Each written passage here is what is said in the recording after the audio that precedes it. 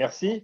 Alors, bon, d'abord, je souhaite évidemment la bienvenue à tous les participants à cette 59e cérémonie des prix et médailles de l'Académie des sciences commerciales. Alors, l'Académie des sciences, c'est une dame qui commence à vieillir, puisque tout en restant dynamique, puisqu'elle a été créée il y a bientôt 65 ans pour conseiller les pouvoirs publics dans tout ce qui concerne l'évolution du commerce en France. Alors aujourd'hui, elle est composée de 50 personnalités, dirigeants, anciens dirigeants, universitaires, dans le monde du commerce et du marketing, avec comme vocation d'éclairer les grands enjeux du commerce et du marketing, avec à la fois un souci d'indépendance par rapport aux puissances économiques et autres, et aussi un souci de grande rigueur scientifique, essentiellement autour de trois activités. Alors, la première consiste à émettre des avis et des articles avec aujourd'hui un rythme hebdomadaire. Tout ça, on le retrouve sur un magnifique site. Il suffit de taper Académie des sciences commerciales, bien sûr, sur Internet. Deuxième activité, nous mettons à jour depuis de nombreuses années un dictionnaire commercial traduit en 4 langues qui est en pleine évolution, en plein développement. On vous en parlera un autre jour. Et troisième activité, nous organisons ce type de cérémonie, prix et médailles, 59e session, des prix concernant les ouvrages traitant là encore du commerce et du marketing. Et pour la première fois cette année, nous avons organisé un prix télévisuel qui récompense les meilleurs documentaires télévisuels traitant également du commerce au sens large. Alors, bienvenue à nouveau à cette cérémonie. Quelques précisions, avant de passer la parole à Hugues Cazenave, quelques points d'organisation. Donc, quand votre micro est coupé, mais quand vous pouvez prendre la parole soit en levant la main, soit en parlant, en ouvrant le micro. À ce moment-là, le maître de cérémonie, Soulabaï Yves, vous donne la parole. Ça, c'est un premier point. Deuxième point, si vous ne souhaitez pas que votre image apparaisse dans un futur document, à ce moment-là, ne branchez pas votre caméra, premier point. Et sinon, très important également, si vous avez la gentillesse de nous envoyer un mail, pour ceux qui ne sont pas inscrits à l'adresse communication de l'Académie des sciences commerciales, de nous envoyer un mail, et comme ça, en retour, vous pouvez recevoir un document synthétique résumant cette manifestation. Alors, merci à Hugues Cazenave de parrainer cette cérémonie. Hugues Cazenave, que beaucoup de gens connaissent, notamment par ses sondages politiques, est le fondateur et le président d'Opinionway, institut bien connu qui traite de politique, mais pas seulement, qui également mesure le pouls de notre société dans tous les domaines de consommation notamment. Et donc, je suppose que Hugues va nous parler d'un certain nombre de tendances que l'on va peut-être retrouver comme toile de fond dans les bouquins primés. Hugues, merci à nouveau et tu as un quart d'heure, si tu veux bien, pour nous rendre plus intelligents.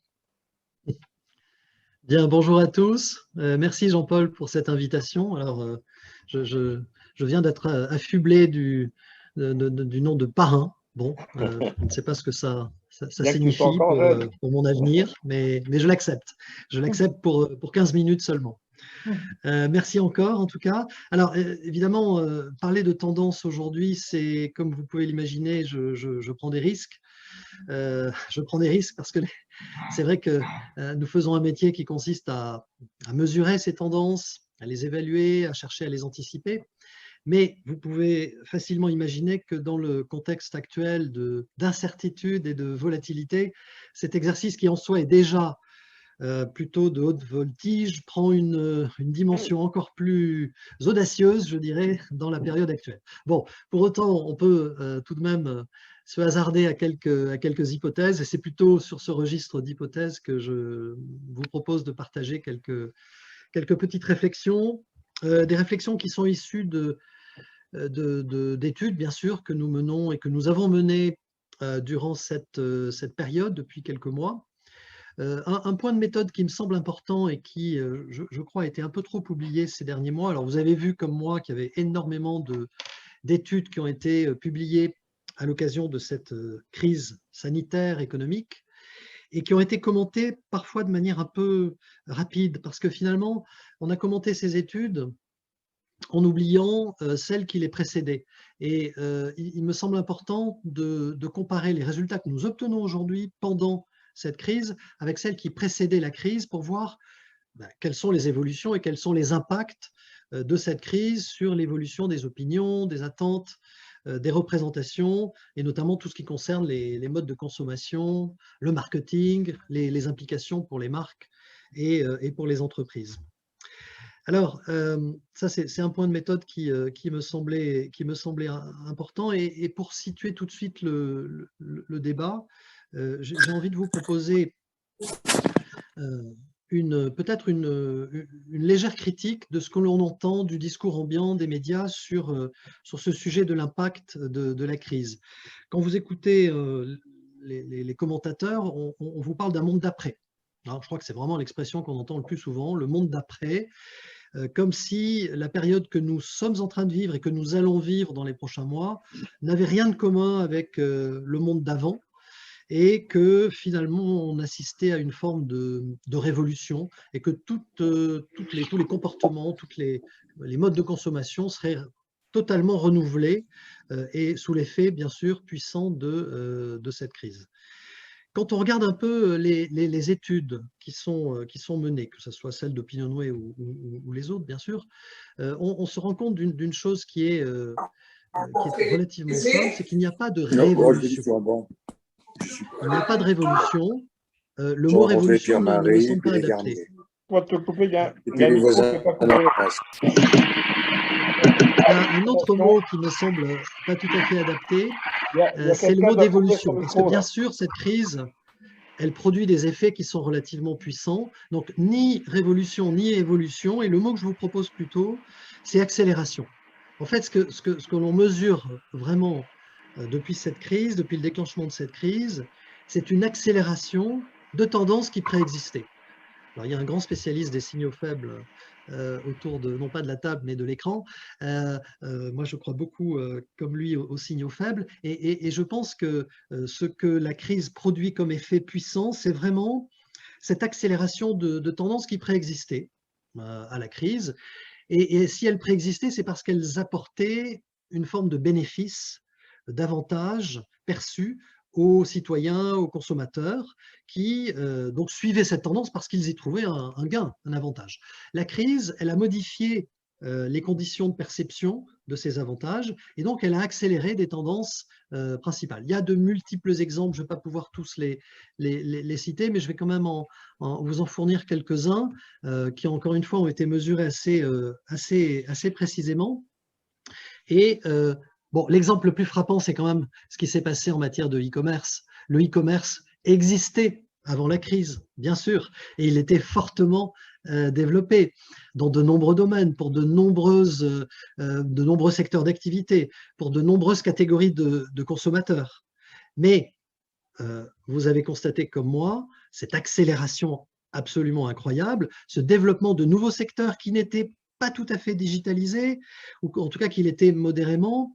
Vous avez constaté, comme moi, des populations, y compris chez les plus âgés, qui ont basculé vers le e-commerce, tout simplement pour des raisons évidentes. C'est que d'abord, ça existait avant, et ensuite, la crise a rebattu les cartes et a fait en sorte que les difficultés de déplacement, les mesures de restriction, les confinements successifs que nous avons subis ont évidemment rendu encore plus utiles ces modes de consommation digitalisés. C'est une grande évidence. Il y a un autre exemple encore plus concret, c'est le paiement sans contact. Le paiement sans contact existait et se développait d'ailleurs avec une vitesse assez rapide. Avant la crise, le paiement sans contact était en forte croissance. Il a pris une accélération phénoménale, bien évidemment, au moment de ces confinements et des précautions sanitaires que nous devons prendre lorsque nous payons, lorsque nous réglons nos achats, sans contact par définition, évidemment. Vous voyez bien le bénéfice sanitaire associé. Un autre exemple qui est très frappant, c'est ce fameux principe de précaution dont on débat beaucoup. Le principe de précaution, il n'est pas né avec la crise. Hein. Vous vous souvenez que c'est Jacques Chirac qui l'avait inscrit dans notre Constitution. Donc il y avait, dès avant la crise, une attente forte, une appétence pour ces précautions à tous les niveaux, qu'elles soient économiques, sanitaires, sociales, environnementales, bien sûr. Et donc, là encore une fois, il s'agissait d'une tendance préexistante à la crise.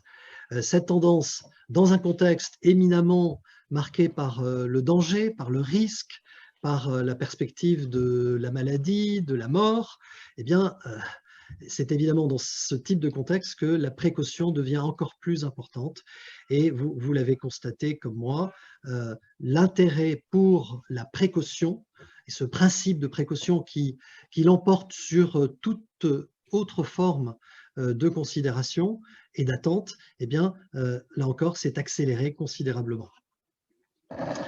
Bon, je ne vais pas détailler toutes les déclinaisons possibles de ce principe de précaution, mais il est tout de même assez évident. Il y a une autre tendance que je trouve tout à fait passionnante et qui est d'ailleurs toujours en gestation et toujours en cours et sur laquelle il me paraît difficile de tirer des conclusions définitives, c'est ce développement du télétravail dans les entreprises. Alors, là aussi, pardon de me répéter, mais le télétravail, il préexistait dans vos entreprises, dans la mienne, chez Opinionway, vous aviez, au cours des dernières années, de plus en plus de salariés qui exprimaient le souhait de télétravailler, de s'installer à la campagne, de changer de vie et de ville, d'utiliser le TGV pour se rendre à son bureau une fois par semaine ou 2 fois par semaine. Donc cette tendance, elle était relativement forte. Évidemment, elle concernait une minorité de salariés, mais cette minorité croissait. Hein. On avait ce phénomène d'intérêt croissant pour le télétravail et pour une forme de rapport à l'entreprise moins marquée par la présence et plus par l'utilisation d'outils digitaux ou pas. Sous l'effet d'abord des consignes gouvernementales, mais aussi des précautions sanitaires, des restrictions, eh bien, ce télétravail s'est développé. Et ce qui est vraiment intéressant, je trouve, c'est qu'il s'est développé chez les salariés eux-mêmes, chez les collaborateurs, mais aussi dans l'imaginaire économique des dirigeants d'entreprise. Bon, il se trouve que chez Opinionway, on fait beaucoup d'études sur les dirigeants d'entreprise, les DRH, et on s'est rendu compte, alors là, pour le coup, je me risquerais à utiliser le mot de révolution parce que autant chez les salariés, je reste sur ce sujet d'accélération, mais dans l'esprit des dirigeants d'entreprise, là, il y a une petite révolution tout de même parce que les dirigeants d'entreprise ont pris conscience de l'intérêt, je dirais presque de la profitabilité du télétravail, alors avec des risques bien sûr, hein, avec des difficultés, des points à gérer, mais il y a une bascule qui est très importante et chez les salariés aussi une accélération incroyable. J'ai une petite anecdote à partager avec vous. Il y a je dirais il y a 4 semaines à peu près, en comité exécutif d'Opinionway, on met sur la table le sujet de la création d'une annexe à Bordeaux, pour ceux qui voudraient changer de vie, pour ceux qui... J'ai un directeur général adjoint qui s'offusque et qui prend la parole en COMEX et qui nous dit « mais pourquoi on traite ce sujet? Enfin, c'est ridicule, cette idée de Bordeaux n'a aucun sens. » On dit « écoute, on va voir, on va consulter. » Donc on lance une consultation. En nous efforçant d'être un cordonnier bien chaussé, on fait notre propre étude auprès de nos collaborateurs et on demande à chaque collaborateur si cette perspective de s'installer à Bordeaux lui siérait, si ça présenterait un avantage et à quelle échéance. Et non, notre fameux DGA, donc 4 semaines plus tard, nous répond « Oui, moi, ça m'intéresse. » Et à quelle échéance? Tout de suite, dès septembre 2021.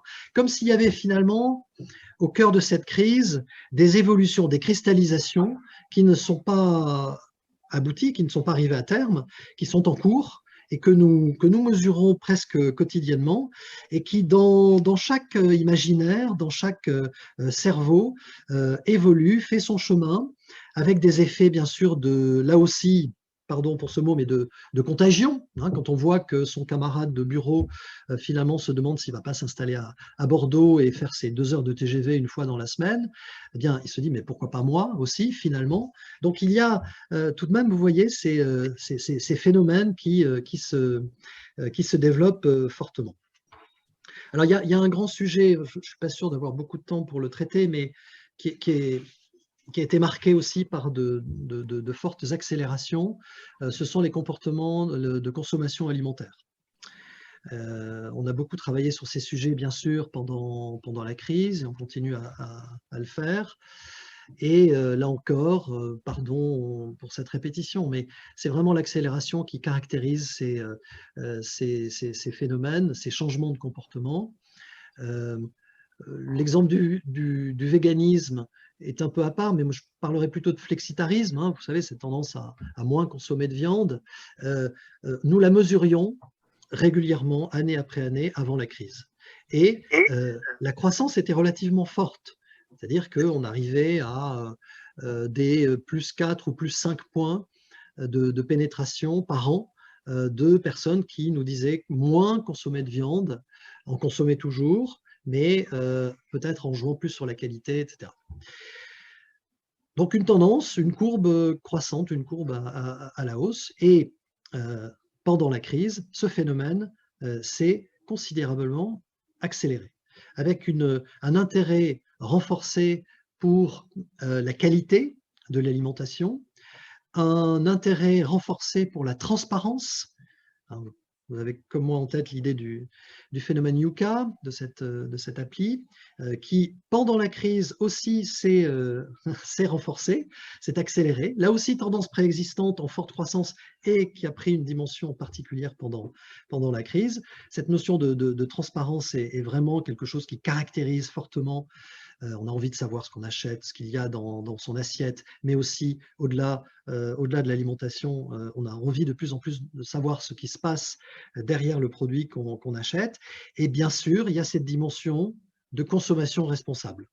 Bon, on pourrait en parler pendant des heures et nous avons quelques minutes ou quelques secondes qui nous restent, mais je crois que c'est véritablement un phénomène majeur qui caractérise les transformations qui sont à l'œuvre aujourd'hui dans les imaginaires de consommation.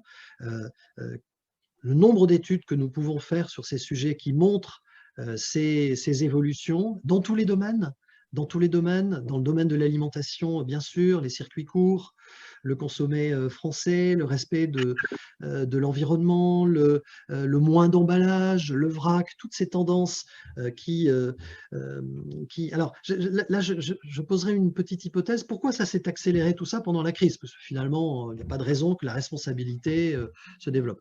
Bon, il y a plusieurs hypothèses. Il y en a une qui me tient à cœur, c'est que vous l'avez, je crois, constaté comme moi, les médias ont, pendant cette crise, été très actifs et on a eu des pics d'audience absolument considérables. Et les médias ont, au-delà, à côté, en parallèle à la crise sanitaire qui occupait une part d'audience majeure, se sont efforcés de trouver d'autres sujets. Et moi, j'ai été frappé par la part d'audience de ces sujets de responsabilité dans la consommation, dans la responsabilité sociale et environnementale des entreprises. Ce sujet a été vraiment mis en avant très fortement pendant la crise. Jean-Paul, pardon? Oui, tu peux continuer, hein, c'est passionnant. Bon, non, mais j'arrive bientôt à la conclusion. Non, mais prends ton temps, prends ton temps. Bon, donc cette consommation responsable, alors qui touche toutes les catégories, mais bon, vous le savez, je crois, qui touche particulièrement les millennials. Là, c'est absolument frappant de voir à quel point cette population plus jeune est vraiment très accro, très addict à ces dimensions de responsabilité dans tous les domaines de consommation, mais aussi pour choisir une entreprise, hein, à tel point que on pourrait se demander, mais pourquoi ce Yucca des entreprises responsables n'existe pas aujourd'hui? Parce que finalement, il y a une demande qui est très forte. On a un Yucca pour savoir ce que l'on mange en achetant tel ou tel produit et savoir ce qu'il y a dans ce produit, mais nous n'avons pas encore, alors je crois savoir que certains y travaillent, mais nous n'avons pas encore de cette appli qui nous permettrait de connaître les engagements et le respect, bien sûr, des engagements de responsabilité sociale, environnementale et gouvernance, hein, ESG, des entreprises. Une appli qui serait éminemment utile pour les consommateurs, bien sûr, qui de plus en plus, dans leurs arbitrages de choix entre différents produits, prennent en compte de façon de plus en plus importante ces dimensions de responsabilité, sans d'ailleurs toujours bien définir ce qu'il faut dire quand on parle de responsabilité. Alors ça, ce sont des choses qu'on mesure beaucoup. Est-ce que l'environnemental, par exemple, ce qu'on a constaté, c'est que l'environnemental a été très puissant dans les arbitrages de responsabilité au cours des dernières années, mais plus récemment, on a assisté à une montée en puissance des enjeux de responsabilité sociale. Et donc, je crois que là, il y a une tendance une forme de rééquilibrage. La gouvernance est encore un peu en retrait, c'est-à-dire que les consommateurs sont moins au fait de ce que veut dire tout simplement la gouvernance et des enjeux que cela représente. Il y a une moindre prégnance de ces dimensions-là, mais on peut imaginer que dans les années à venir, ça progresse. Bon, vous l'avez vu par exemple sur l'affaire Danone, le fait que le PDG, enfin, que finalement la gouvernance Danone était ce qu'elle était, finalement les consommateurs sont désintéressés plus tôt. Ça a été un enjeu médiatique, un enjeu du conseil d'administration. Ça l'a été beaucoup moins pour l'opinion, pour le grand public, qui n'a pas bien saisi l'enjeu que ça pouvait représenter. En revanche, les enjeux environnementaux, bien sûr, étaient beaucoup plus importants. Bon, ces enjeux de consommation responsable se sont accélérés avec la crise. Et puis, peut-être pour conclure sur tous ces sujets qui sont effectivement passionnants, je vais tout de même garder un petit peu de cette thèse du monde d'après, parce que la question qu'on peut se poser en conclusion, c'est de se dire finalement toutes ces tendances qui se sont accélérées pendant la crise, quelle est leur pérennité? Qu'est-ce qui va rester de tout ça après la crise? Si on sort un jour de cette crise, ce que comme vous j'espère, qu'est-ce qui va rester de tout ça? Est-ce qu'on va assister à des effets de cliquet et que l'on ne reviendra pas aux situation précédente, ou est-ce que finalement il y aura un vrai cliquet et que le e-commerce, le principe de précaution, enfin, tout ce dont on a parlé, la responsabilité, eh bien, va continuer à progresser. Alors c'est une question évidemment à laquelle il est très difficile de répondre. Le seul élément que je peux partager avec vous, c'est que pendant toute la durée de la crise, on a posé ces questions sur tous les sujets. La question était relativement simple et, je vous l'accorderai, simpliste. C'est finalement à ceux qui déclaraient avoir modifié leur comportement, on leur demandait, mais est-ce que après la crise, vous allez continuer sur cette lancée ou est-ce que vous allez revenir à vos comportements précédents? Et là, on arrive à des résultats, alors qui varient bien sûr selon les secteurs, selon les problématiques, mais on arrive à des résultats en 3 tiers. C'est-à-dire un tiers qui vous dit ah non, non, moi je vais continuer comme ça, c'est super, le e-commerce, les précautions, non, non, je vais continuer à faire attention. Donc, un gros tiers, ça peut être un petit tiers ou un plus gros tiers selon les sujets. Vous avez un tiers qui veulent revenir en arrière, qui se disent non, non, non, moi je préfère revenir à ma boutique, c'est plus sympa, c'est plus humain. Bon, donc des gens qui vont finalement abandonner leur transformation. Et puis un autre tiers qui ne sait pas. Voilà, qui n'est pas capable de répondre à la question. Et c'est peut-être eux d'ailleurs qui ont raison, parce que comment savoir ce qui se passera après la crise? Comment chacun de nous aujourd'hui peut être absolument certain de ce qu'il fera dans 3 mois, dans 6 mois, dans 1 an, dans 2 ans? Quels sont les comportements que nous allons préserver, que nous allons conserver? Quels sont ceux que nous allons abandonner pour revenir à d'autres pratiques auxquelles nous étions habitués auparavant? Bon, c'est difficile et vous seriez en droit de me dire que la question que nous posons est stupide parce que personne ne le sait et que les intéressés eux-mêmes ne le savent pas. Bon, je crois néanmoins que c'était intéressant au moins de recueillir l'avis de ces consommateurs et de ces citoyens. Et puis, dernière conclusion que j'aimerais partager avec vous, pour terminer sur une note plutôt d'optimisme, c'est de parler de ces grandes entreprises, de ces grandes marques et de l'impact pour elles. Alors, vous le savez, ça c'est vraiment une mesure qu'on fait, qui est tout à fait passionnante avec le Cevipof, qui s'appelle le baromètre de la confiance, qu'on fait chaque année, qui est une des plus belles études, je trouve, qui est publiée chaque année. Je le dis d'autant plus que nous ne sommes que des exécutants et que ce sont des think tanks qui rédigent le questionnaire et qui l'analysent, mais c'est vraiment une très belle étude. Et vous le savez, il y a ce phénomène de défiance qui caractérise la France plus que d'autres pays. Et cette défiance, elle touche particulièrement les grandes institutions, les grandes organisations, les grandes entreprises, et notamment les grandes entreprises privées. Les grandes entreprises publiques n'échappent pas non plus à cette défiance, mais dans une mesure un peu moindre. Et donc, on sait bien que toutes ces entreprises et ces grandes marques subissent de plein fouet les effets de cette défiance et sont exposées à ces attentes renforcées de responsabilité. Et donc, on pourrait se dire que finalement, ça va être très difficile pour ces marques. Et j'entends ce point, mais je considère aussi, et ça sera ma note d'optimisme, que pour celles qui seront capables de surfer sur ces tendances, de bien les appréhender, de bien surfer sur ces attentes très fortes de responsabilité sociale, environnementale et de gouvernance. Et de plus en plus de grandes entreprises le font. Elles avaient commencé à le faire avant la crise et elles le font de plus en plus. J'ai été frappé par ce débat sur la raison d'être. Vous l'avez vu, la raison d'être, on en parlait un petit peu avant la crise, mais on en a parlé énormément durant la crise et on continue d'en parler. Vous avez de plus en plus d'entreprises qui se lancent dans cet exercice avec plus ou moins parfois de sincérité, d'authenticité. Mais je suis optimiste et donc je considère qu'il y aura de plus en plus de sincérité et d'authenticité pour une raison simple, c'est que s'il n'y en a pas, il y aura un retour de manivelle et les entreprises y perdront beaucoup. Et donc, je crois en la sincérité des actions en faveur de plus de responsabilité. Et je crois aussi que cette fameuse appli dont je parlais tout à l'heure de Yuka des entreprises responsables, eh bien, beaucoup d'entreprises y verront leur intérêt, comme les grands de l'agroalimentaire ont vu leur intérêt dans l'utilisation de Yuka et ont su en tirer parti. Et donc, je pense que ces grandes entreprises et ces grandes marques feront une fois de plus preuve de leur résilience, mais vous avez le droit de considérer que je suis un peu béat et beaucoup trop optimiste.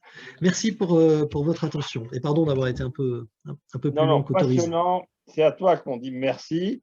Et je pense que toutes ces réflexions vont être reprises par les ouvrages primés. J'en dirai pas plus. Et donc maintenant, je vais passer la parole à Jean-François Bosse. Donc Jean-François préside le comité de sélection des ouvrages depuis plusieurs années avec talent. Et je vais lui demander de résumer d'abord les grandes tendances, là encore, qui ont émané de plusieurs dizaines d'ouvrages que nous avons évalués, et ensuite de déclarer qui a été primé. Jean-François, es-tu là? Sûrement. Eh bien, Jean-François, à toi.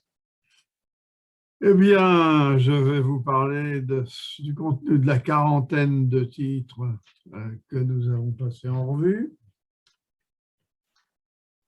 Contrairement à ce qu'on pouvait penser, le confinement et le Covid n'ont pas provoqué chez les auteurs une inflation des titres. Il n'y a pas énormément de bouquins.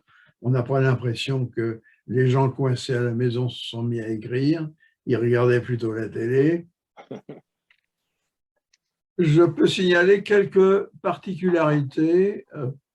Par exemple, de nouveaux éditeurs apparaissent, dont un éditeur multilivre qui s'appelle les Presses des Mines, qui semble être lié à ParisTech, Agromines, et reprendre des travaux faits par les différents élèves des programmes en cours. Il y a également une autre édition assez intéressante et nous entendrons la créatrice de cette édition tout à l'heure, et cette édition s'appelle Contenta. Deuxième petite caractéristique amusante, c'est beaucoup des titres ont un ton familier, du genre de « Une entreprise entre responsable et rentable, c'est possible ». Voilà le titre. Ou bien « On voit bien que vous n'y connaissez rien ». Ou encore « Décrochage, comment l'intelligence artificielle fabrique de nouveaux esclaves ». C'est sympa, mais ce n'est pas des titres qui sentent la science. Troisième petite caractéristique, particularité intéressante, un certain nombre d'ouvrages donnent l'impression d'être collectifs. En principe, nous ne récompensons pas les ouvrages collectifs, sauf quand il nous semble que les gens qui les ont encadrés ont beaucoup travaillé. Et dans ce cas-là, dans les cas qu'on a vus, et vous le verrez avec des prix, effectivement, les encadreurs ont travaillé énormément. Quand on arrive à faire répondre une vingtaine de dirigeants généraux sur des sujets relativement pointus et que ça a une certaine forme, on ne peut pas faire ça du bout des doigts. C'est vraiment un boulot qui mérite le titre d'auteur. Les thèmes inhabituels, relativement récents, il y en a deux principaux et ça paraît assez évident. L'un des deux a été évoqué par mon prédécesseur. Ça tourne autour de la loi Pacte, la responsabilité sociale des entreprises, la mission des entreprises, la raison d'être des entreprises. Sur ce sujet-là, il y a 5 titres différents. C'est quand même assez impressionnant. On en verra quelques-uns qui ont reçu le prix. Mais il y avait entreprise et mission à mission et raison d'être, la responsabilité sociale des entreprises, entreprise, responsabilité et civilisation, l'expérience client, une histoire d'émotion, c'est relativement lié, et valeurs coopératives et nouvelles pratiques de gestion.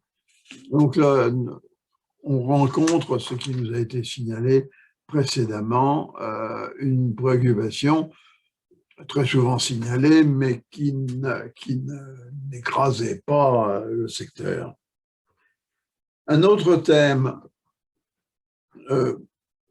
évident, c'est la gestion de crise. Il y a un certain nombre de titres sur la gestion de crise et des gens nous en parleront tout à l'heure, bien entendu.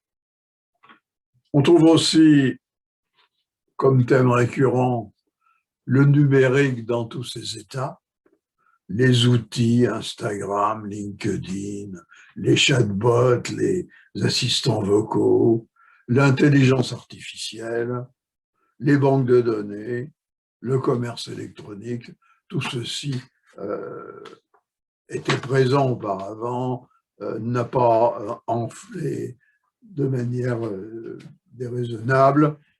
C'est la très grande tendance de tous les secteurs à la fois. Les thèmes classiques sont présents, mais légèrement. L'innovation, 2-3 bouquins, la satisfaction, les formes de franchise, le contenu de marque avec un brand content en crise des auteurs habituels, donc Beau, la supply chain, la négociation, c'était le Grand Prix de l'année dernière, le droit commercial, et également quelques thèmes un peu déviants et de la famille d'une famille psychosociologique, dont le livre qui a reçu le prix qui s'appelle L'Empire du sens, dont un volume qui n'a pas été primé parce que les lecteurs ne l'ont pas aimé, qui s'appelle Genre et marketing, et qui reprend ce genre qui est tellement à la mode dans les discours féministes. Un autre qui s'appelle Insoutenable paradis, écologie et mode de vie. Enfin, un livre suisse assez étrange qui s'appelle Célébrer l'échec. Bon, voilà ce que j'avais à vous dire sur les thèmes. Les 3 prix, les 3 médailles et le prix, vous les avez vraisemblablement à portée de la main. Mais je vais vous les... C'est sur des documents qui traînent dans notre domaine. Une première médaille de Michel Calicard avec le titre « L'impact de la crise sur le management ». Une deuxième médaille de Cécile Weber, « Plan de continuité des activités et gestion de crise ». Et une troisième médaille d'Agnès Guettin, de Claire Agnès Guettin et Benjamin Zimmer, une entreprise responsable et rentable, c'est possible. Voilà pour les trois médailles. Enfin, le prix est donné à Michael Mango pour un livre qui titre « L'Empire du sens ». Comment la quête de sens transforme le travail, la consommation et tout le reste. Voilà la liste donc de nos prix. Je vais maintenant passer la parole, et c'est la chose la plus intéressante dans cette réunion, quand même assez inconfortable. Je vais passer la parole à Kalika, qui va nous parler de l'impact de la crise sur le management. C'est très inspiré d'une très grosse enquête en ligne, avec une partie qualitative essentielle, 31 dans un premier temps, 291 dans un deuxième, et enfin une partie quantitative avec à peu près 600 personnes interrogées. Mais ce qui est intéressant, c'est que ça a été analysé par une trentaine de professeurs et de docteurs extrêmement savants qui en ont pris des petits morceaux. On pourrait donc dire que Kalika ne mérite pas l'autorat, mais avoir fait travailler tant de gens, c'est assez admirable. Michel Kalika, nous aimerions vous entendre maintenant. Merci beaucoup, Monsieur le Président du jury, Monsieur le Président de l'Association des sciences commerciales, bonjour à tous. Mais merci pour cette reconnaissance. Si j'ai réussi à faire travailler les collègues, c'est déjà un grand mérite. Ceux qui nous écoutent aujourd'hui vont probablement s'en réjouir. Très rapidement, je suis professeur émérite à l'IAE Lyon et je préside une organisation académique en réseau international qui est le Business Science Institute, qui organise un seul diplôme au plan mondial, un doctorate in business administration pour des managers. Et cet institut fédère plus d'une centaine de professeurs. Et nous avons créé une collection d'ouvrages, environ 30 ouvrages, et cet ouvrage est un une des publications des éditions EMS et j'ai eu le plaisir de coordonner cet ouvrage et j'ai bien noté qu'il est assez exceptionnel pour votre académie de primer un ouvrage collectif et je comprends tout à fait le sens de cette remarque. En effet, plus d'une trentaine, 31 professeurs et docteurs du Business Science Institute ont contribué à cet ouvrage et au risque de vous surprendre, je vais vous dire que cet ouvrage, finalement, c'est la conséquence positive de la crise de la Covid-19. C'est au moins une conséquence positive.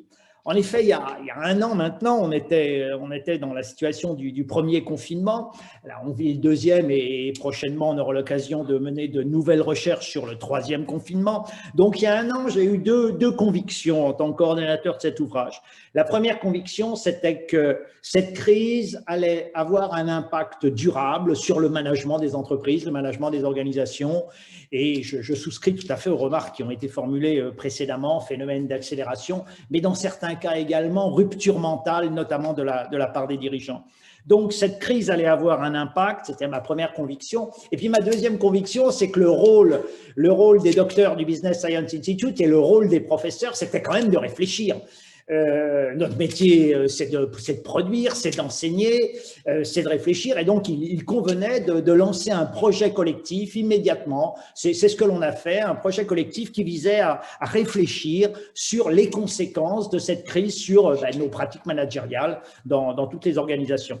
Et donc, ce que l'on a fait, c'est qu'on a lancé des enquêtes auprès de nos réseaux de managers et on a fait un appel à communication auprès de l'ensemble des professeurs qui travaillent dans cet institut en réseau. Et cet ouvrage est donc une réaction à chaud à la fois des managers et des académiques, des universitaires, puisque l'ouvrage a été lancé au mois de mars et il a été produit par EMS au mois de septembre de l'année passée. Et cet ouvrage donne finalement un panorama de l'ensemble des impacts de la crise sur le management des entreprises. Alors, c'est un peu difficile de présenter en quelques minutes le contenu de cet ouvrage dans la mesure où le contenu de l'ouvrage est caractérisé par une grande diversité, bien évidemment, mais il y a 4 grandes parties. La première partie sont les enseignements des enquêtes. Vous l'avez dit, et je n'ai pas à le redire, il y a eu des enquêtes quantitatives, des enquêtes qualitatives qui ont été menées auprès de dizaines, de centaines de répondants, des managers français bien sûr, mais aussi internationaux. Et là, les collègues Moscarola, Deschamps, Laval du Désert, Führer ont analysé les données collectées. Et ce qui ressort, bien évidemment, c'est le bouleversement dans le domaine du management pour des managers qui étaient à l'époque confinés. C'est les notions, les concepts de résilience qui réapparaîtront plus tard sont mis en exergue. Et puis, la question du télétravail qui a été évoquée précédemment, elle ressort à l'évidence comme une leçon de la crise. Et le rôle des technologies, et ça c'est un point très important, dans le travail à distance est bien sûr mis en exergue par certains professeurs. Moi, j'ai conclu sur le fait que finalement, du point de vue du management à distance, il fallait remercier, et c'est ma formule introductive, remercier la Covid-19. Ça me semble être une des conséquences. En effet, un accélérateur de tendance, mais un très fort accélérateur. Ça, c'est la première partie de l'ouvrage, les enseignements des données. Et les collègues, les professeurs ont aussi réfléchi à partir de leur connaissance du secteur de la santé, surtout les fonctionnements, j'allais dire les dysfonctionnements qui caractérisent le secteur de la santé. Et il y a là une réflexion qui a été menée à la fois sur tout le secteur de la santé, comment il est conçu, mais aussi sur le management hospitalier, avec des contributions de Péqueux, Husson, de docteurs aussi qui sont directeurs d'hôpitaux ou consultants dans le secteur de la santé, et des questions concernant le rôle du territoire dans la gestion d'une crise. On a vu combien cette question était importante, ou des questions également concernant la solidarité sont abordées. Et il est très clair que, il faut l'espérer, que le management des organisations de santé sera durablement modifié par la crise actuelle. La troisième partie de l'ouvrage se veut plus conceptuelle. En fait, c'est une prise de recul. En tant qu'enseignant, en tant qu'universitaire, eh bien, on transmet des théories. Et la question que se sont posées un certain nombre d'auteurs, Elfer, Bergada, Mode, Poussin, Beaulieu, Lebrati, Chevalier, Fournier, et puis des docteurs, Bourbon, Gaillard, la question qui se sont posées, c'est en quoi les théories que l'on enseigne à nos étudiants, en quoi ces théories sont-elles perturbées, revisitées par une réalité ? Et donc, ils se sont interrogés sur les questions de confiance, sur le changement de paradigme. Il faut réfléchir autrement avec d'autres filtres conceptuels. Des questions aussi sur le rôle de l'innovation. Et on a bien vu comment cette crise a pu stimuler l'innovation dans certains secteurs. Et donc, on a toute une série d'impacts qui montrent qu'un certain nombre de concepts résistent à la crise et puis d'autres, eh bien, ne résistent pas à la crise. Il y a notamment une publication sur un chapitre sur la distanciation sociale plutôt que les barrières et la distanciation physique, et où l'on montre que ces questions de distanciation, elles sont bien sûr physiques, mais qu'elles sont aussi sociales, et que c'est peut-être là la conséquence principale sur le fonctionnement de nos organisations. Il y a 2 chapitres qui portent sur l'éducation, parce que le secteur de l'éducation est, comme beaucoup d'autres secteurs, extrêmement perturbé par la crise actuelle, et là, il y a vraiment une certitude, c'est que le management des institutions d'éducation ne sera pas le même, et c'est plus qu'une accélération de tendance. Dans certaines institutions, ce sont de véritables ruptures. Et on s'aperçoit d'ailleurs que les institutions qui avaient investi en amont en technologie sont bien sûr mieux préparées. La 4e partie aborde l'impact de la crise sur les décisions managériales. Les décisions prises par les managers dans un certain nombre de fonctions. Les questions, par exemple, de la veille stratégique, de la gestion, combien importante, de la supply chain. Aujourd'hui, on a vu comment les filières d'approvisionnement étaient mises en avant dans ce contexte de crise. La façon dont les managers ont pu réagir également sur un plan psychologique aux crises actuelles. Et bien sûr, et ça vous concerne directement, l'impact de la crise sur le comportement des consommateurs et sur le comportement des vendeurs.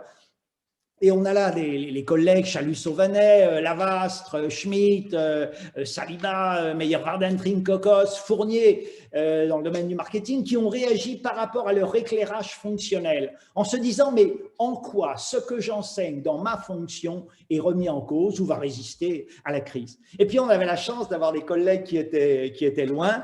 Le professeur Caillot était en Chine et il nous a donné son regard avec une expérience extrêmement différente de ce que nous, on vivait à l'époque, bien évidemment. Et puis, le professeur Kandem était, lui, à Douala, au Cameroun, et il nous a donné un regard qui était un regard différent, puisqu'on sait très bien que l'Afrique a été frappée de façon différente par ce phénomène, et donc les réactions ont été également d'une nature un peu différente. Cet ouvrage, en fait, il a une originalité. La première originalité, c'est la diversité des contributions. Et cette diversité, elle est synonyme de richesse. Alors, le président du jury disait qu'il fallait surtout féliciter les auteurs, les co-auteurs, bien évidemment. Hein, tout le mérite du coordinateur, c'est d'avoir coordonné. Mais la deuxième originalité de cet ouvrage, c'est que toutes les données collectées au travers des enquêtes sont accessibles à tous les chercheurs. Là, c'est tout le mérite de Sphinx, le logiciel développé par le professeur Moscarola, qui met en libre accès toutes les données. Tout un chacun peut consulter à partir des URL qui sont dans le livre les données de l'enquête. Et puis le dernier point, et c'est peut-être pour une organisation en réseau, une organisation académique en réseau comme le Business Science Institute, c'est que ce livre, c'est le résultat d'une mobilisation collective. Une mobilisation collective d'auteurs, professeurs, docteurs. Là, j'ai une page.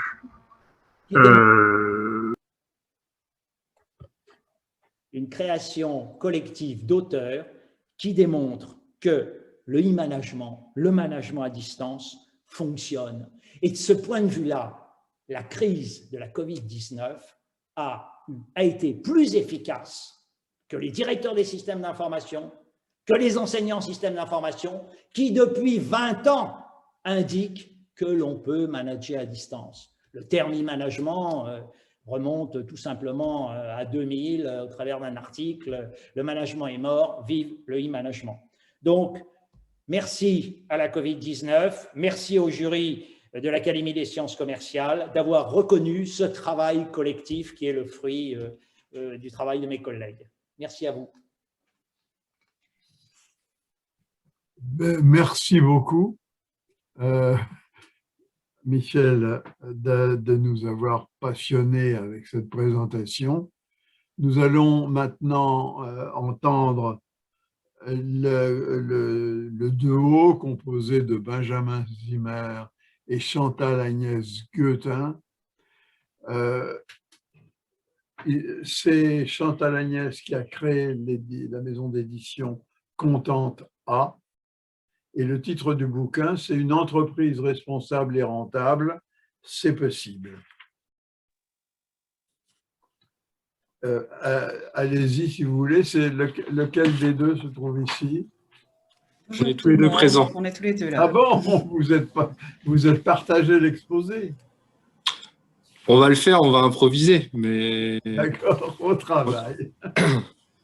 Peut-être déjà vous remercier effectivement pour cette médaille qui, comme je l'expliquais à Claire Agnès, c'est en fait honneur compte tenu de vos expériences professionnelles, de vos titres académiques, des entreprises que vous avez dirigées. Donc déjà, à ce titre-là, merci. Moi, à titre personnel, c'est la deuxième médaille que j'obtiens de votre part. Donc, rendez-vous dans 3 ans pour la prochaine. Enfin, on verra si j'ai le temps de coécrire un autre livre d'ici là. Peut-être qu'avant de vous présenter l'ouvrage, laissons la parole à Claire Agnès, qui a beaucoup de mérite. J'ai eu l'occasion, moi, de la rencontrer lors d'un interview. Je suis dirigeant d'entreprise et c'est lors de cette interview sur l'entreprise que je dirige, Silver Alliance, que nous avons en fait continué notre conversation et défini en fait en fin d'année 2019 le livre qu'on vous présente aujourd'hui. Et ce qui m'avait beaucoup plu chez Claire Agnès, déjà c'est sa plume, elle sait écrire, et 2, c'est sa volonté de créer une maison d'édition toute seule face à des mastodontes. Moi qui suis entrepreneur, j'aime bien disrupter le monde et je trouve que c'est dans l'air du temps. La création de valeur, quand on écrit un livre, c'est quelque chose qui est très important. Vous le savez, pour très probablement beaucoup d'entre vous, on ne gagne pas sa vie à écrire des livres, que c'est très bien de signer des grands éditeurs, mais c'est quand même encore mieux quand on peut profiter un peu plus du gâteau quand on a été le principal contributeur à l'écriture du livre. Et c'est tout ça qui a fait que j'ai trouvé assez séduisant le pari et le défi que Claire Agnès m'avait proposé. Donc Claire Agnès, peut-être te présenter, et puis après on parlera du livre. Bonjour tout le monde, merci Benjamin pour cette introduction. Donc effectivement, j'ai créé les éditions Contenta il y a maintenant quelques années, 2-3 ans, pour mettre en valeur les entrepreneurs, donc sans passer par les grands éditeurs, et ça me fait vraiment un très plaisir d'être récompensé aujourd'hui par l'Académie des sciences commerciales à côté de livres qui ont été édités chez des grands éditeurs. Donc merci beaucoup. Comme vous disiez, il y a aussi des nouvelles maisons d'édition qui sont en train de se créer. Et merci Benjamin de m'avoir fait confiance sur cette histoire parce que, on ne savait pas très bien où est-ce qu'on allait et on y allait quand même tous les deux. Donc, le principe des éditions Contenta, c'est toujours de mettre en valeur ce qui se passe de positif chez les entrepreneurs, parce que les entrepreneurs sont des gens qui se bougent, qui se motivent, qui vont, qui surmontent les obstacles un par un, et j'admire vraiment cette volonté qu'ils ont. Donc, moi, je voudrais les mettre en valeur, et c'est pour ça que vous disiez que notre titre est peut-être un peu trop parlé, certes, mais au moins, il était ce qu'on voulait vous montrer, c'est que c'est pas parce qu'une entreprise devient responsable, et j'ai beaucoup aimé le principe de la responsabilité qui a beaucoup été souligné par M. Cazenave, parce que c'est pas parce qu'elle est responsable qu'elle va perdre sa rentabilité, et je dirais même au contraire. Merci encore, Monsieur Cazenave, d'avoir bien dit à la fin, parce qu'on est parfaitement d'accord avec vous, Benjamin et moi, que si les entreprises ne se transforment pas vers ce chemin de la responsabilité, elles vont tout simplement disparaître.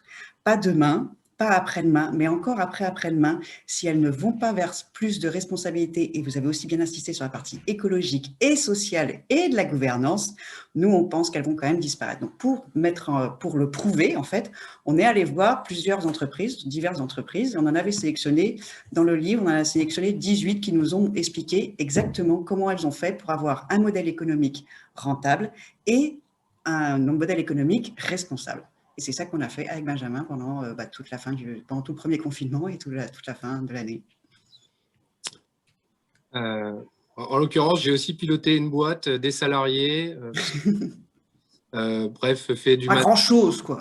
pas grand-chose, ouais. Faire un peu de management stratégie, pivoter, faire un peu de supply chain, enfin, bref, gérer aussi l'activité et gérer la continuité de l'activité dans un environnement plus qu'incertain et qui toujours est dans un secteur d'activité me concernant qui est en fait l'accompagnement des personnes âgées à domicile. Donc moi, cette année et l'année dernière, j'ai eu de quoi m'occuper et comme j'en avais pas assez, il fallait que je me mette à écrire un essai. Donc, on vous a préparé quelques slides. Je vais partager mon écran.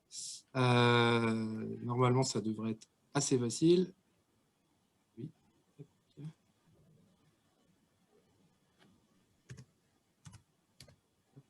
Est-ce que vous voyez mon... Nous voyons. Parfait. Alors, donc, on ne va pas revenir sur le titre du livre.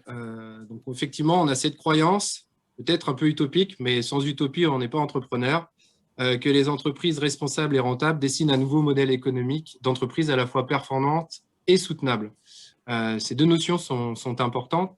Une entreprise, pour continuer à exister, comme l'a dit Claire Agnès, doit évidemment avoir un modèle économique pérenne et d'être dans une logique de performance. Mais ceci étant dit, ce n'est pas parce qu'on veut être performant, être le meilleur, qu'on doit faire tout et n'importe quoi. Donc, il faut avoir une croissance soutenable, ce qui veut dire qu'il faut faire des choix et être responsable face aux différentes parties prenantes avec lesquelles on travaille. C'est vrai, comme l'a dit monsieur Cazeneuve, la particularité du monde dans lequel on vit aujourd'hui, je partage son analyse sur le fait que je ne sais pas si le monde de demain, ce n'était pas d'ailleurs celui d'hier. La difficulté aujourd'hui de savoir où on est un petit peu compliquée. Ce qu'il faut par contre avoir en tête, c'est que cette crise-là, elle a vraiment challengé tout le monde dans tous les secteurs d'activité. Et effectivement, elle rabat quand même pas mal les cartes, notamment parce que cette crise est longue et que les trésoreries des entreprises, même si on a de la chance d'avoir un pays comme la France pour nous soutenir, ça se complique. Et donc, c'est dans ces moments-là où finalement, vous vous posez des questions existentielles, sur le sens de votre entreprise. Et c'est ce qu'on a recueilli effectivement comme témoignage de la part de nombreux dirigeants. Donc, ce livre-là, il est préfacé aussi par un acteur et écrivain aussi, que vous connaissez très probablement, qui est Pascal Desmurger, qui est le patron de la Maïf, qui a fait aussi beaucoup de choses pendant cette crise auprès de ses salariés et de ses clients. Et donc, c'est vraiment tout ça qu'aborde le livre. Alors, le livre a été rédigé en une centaine de pages. C'est pas un roman. On voulait être très factuel, apporter des preuves qu'une entreprise responsable et rentable, c'est possible, d'où le titre. Et donc, par des témoignages et par également toutes les actions qui sont en train d'être mises en place pour justement tendre vers ce modèle. Alors donc, vous nous connaissez maintenant. Donc, je vais passer enfin, juste peut-être une petite remarque. Vous avez en fait l'incarnation ici de ce que peuvent faire les sciences humaines et les sciences dures en même temps au service de l'économie et notamment au travers de ce livre. Donc d'abord, dans ce livre-là, qui est organisé finalement en 3 grandes parties, on a d'abord défini les termes qui étaient importants dans ce livre. Donc, qu'est-ce que c'est qu'une entreprise responsable ? Une entreprise responsable, c'est une entreprise dont l'activité quotidienne dégage d'importantes externalités positives et ou réduit fortement les externalités négatives. Alors, qu'est-ce que c'est qu'une externalité ? C'est la conséquence positive ou négative d'un acte économique que réalise un acteur économique sur son écosystème. Et peut-être, Claire Agnès, si tu veux bien, est-ce que tu pourrais présenter l'exemple de la papeterie que je trouve assez remarquable dans justement cette approche. Alors, une papeterie, je ne sais pas si vous connaissez l'activité de papeterie, mais une papeterie a une caractéristique très importante, c'est, excusez-moi l'expression, ça pue. Il n'y a rien qui pue plus qu'une papeterie. Donc, personne n'a absolument envie d'habiter à côté d'une papeterie. Donc, le fait que les odeurs dégagées par l'activité productive ne sont pas prises en compte dans le prix du papier qui est vendu. C'est une externalité négative évidemment, mais pour les personnes qui sont tout autour, pas pour le client au final. Quand le client achète son papier, le papier n'a plus aucune odeur. C'est la production du papier qui a une odeur très, très forte. C'est très, très fort quand même une papeterie. Donc, l'externalité qui concerne surtout les riverains autour, elle est très négative pour l'ensemble de l'environnement. Donc, nous, ce qu'on a essayé d'aller faire, c'est d'aller voir un tout petit peu plus loin que juste quelles sont tes externalités positives, quelles sont tes externalités négatives, c'est comment on va faire pour les comptabiliser. Parce qu'on a un problème avec la comptabilité actuelle, c'est que la comptabilité actuelle, elle considère qu'une entreprise est rentable et parfaite si elle fait le plus de bénéfices possible. Si ces bénéfices sont obtenus en ayant détruit de la valeur, en ayant détruit surtout la santé des humains et détruit la terre, les animaux ou quoi que ce soit, la comptabilité, elle s'en fiche royalement. C'est pas son problème. La comptabilité, elle regarde juste résultat positif égale tu une entreprise bien, résultat négatif égale tu une entreprise qui devrait s'améliorer. Nous, on dit qu'il va falloir mettre une valeur quand même sur ces externalités qui concernent vraiment tout l'environnement. Et donc, le principe, c'est la monétarisation, et c'est de mettre une valeur qui n'est pas une valeur marchande, qui est juste une valeur d'exemple pour pouvoir comparer avec autre chose. Donc, on va reprendre l'exemple de la papeterie, c'est plus simple. La papeterie, l'une des façons de mettre une valeur sur cette odeur, comment mettre une valeur sur cette odeur, c'est tout simplement la perte de prix de l'environnement, des champs qui sont autour de l'usine. Donc, s'il n'y avait pas eu la papeterie, le champ, il vaudrait X euros. À force, comme il y a la papeterie, la valeur du champ à côté, je vous assure qu'elle a fortement baissé. Et ben, la valeur de l'externalité négative de l'odeur, c'est la différence de prix entre le champ qui a la papeterie à côté et le champ qui n'a pas la papeterie à côté. Tout ça sont des exemples de monétarisation pour pouvoir comptabiliser. Et nous, ce qu'on voudrait, c'est vraiment que les entreprises, j'ai retenu surtout ce que disait M. Cazenave, c'était une sorte de UCA des entreprises responsables. Mais évidemment, on est tout à fait d'accord avec Benjamin. Et ça pourrait, le UCA des entreprises responsables, il devrait s'appuyer sur cette histoire de quelles externalités positives et quelles externalités négatives dégagent les entreprises. Et il y a des techniques qui permettent de leur donner une valeur, c'est la monétarisation. Exactement. Et donc, pour continuer et pour également vous parler du UCA qui est en cours, moi j'ai la chance d'être, je crois qu'il y a André Coupé qui a aussi écrit un livre sur justement toutes ces démarches d'impact. Donc, je suis membre d'Entreprise et Progrès qui a été fondé par les dirigeants à l'époque de Danone et de L'Oréal, qui est un think tank où justement on travaille à faire en sorte que les entreprises soient plus responsables et plus rentables. Et aujourd'hui, le 21 avril, donc vraiment le parfait momentum aujourd'hui, la commission, il y a une commission qui a été ouverte au niveau de l'Union européenne, emmenée par la secrétaire d'État en charge de l'économie sociale et sociétale, qui a été donc justement, qui s'est ouvert aujourd'hui et qui vise justement à se poser des questions sur la manière de mesurer la performance globale d'une entreprise et pas simplement à l'aune des indicateurs financiers, mais également des indicateurs extra-financiers que vous avez nommés. Donc, et l'enjeu de tout ça, c'est quand même de rappeler que l'Europe veut devenir le continent de la RSE. Alors, une entreprise rentable, Claire Agnès en a parlé, donc je ne vais pas revenir dessus, mais peut-être juste faire une petite parenthèse entre la rentabilité financière de court terme et la rentabilité d'un modèle économique de long terme. C'est ce qu'on a un petit peu oublié dans notre économie, c'est la recherche de profit à court terme, et ça s'incarne, et je le connais bien, ce sujet-là, notamment au niveau des startups, avec de fortes valorisations, alors qu'elles nous ont, pour le moment, trouvé aucun client et vendu, et réalisé que très peu de chiffre d'affaires. Donc, on voit bien qu'il y a un vrai sujet sur ces questions-là, et du coup, ça pose la question de la pérennité de nos entreprises. Alors, il faut être très humble. Ni Claire Agnès ni moi avons la science infuse et ce n'est pas du tout le sujet. Donc, c'est la raison pour laquelle on a sollicité des entrepreneurs, hommes et femmes, de secteurs d'activité différents, de tailles d'entreprise différents. Vous reconnaissez peut-être certains visages. Vous avez le patron de Système U, vous avez le patron de la marque C'est qui le patron, qui s'est beaucoup fait connaître cette année, l'année dernière. Voilà, la présidente du fonds d'investissement LITA qui investit dans des fonds d'impact. Fanny Picard qui a mis en place un fonds d'investissement Alter Equity qui investit dans des entreprises avec justement cette notion de responsabilité qui s'incarne dans leur business plan extra-financier. Donc voilà, vous avez là un panel d'entreprises et d'entrepreneurs qui, à différents niveaux, y mettent de la responsabilité. Ce qui est intéressant, pour revenir encore aux propos introductifs de M. Cazeneuve, c'est qu'il n'y a pas un type d'entreprise, ce n'est pas que les entreprises du CAC 40 qui veulent devenir des entreprises à mission, c'est vraiment tout, enfin, voilà, il n'y a pas un secteur qui n'est pas concerné, il n'y a pas une taille d'entreprise qui n'est pas concernée. Pour être intervenu dans beaucoup d'écoles en visio, comme je suis en train de le faire ici, pendant l'année 2020, je peux vous dire aussi qu'il y a beaucoup d'étudiants en Master 2, dans des écoles de commerce, d'ingénieurs et autres, qui sont en train de réfléchir effectivement à donner plus de sens dans la création d'entreprises. Et je pense qu'on est effectivement arrivé à un moment assez intéressant de transition de manière de concevoir des entreprises et de mesurer la performance des entreprises.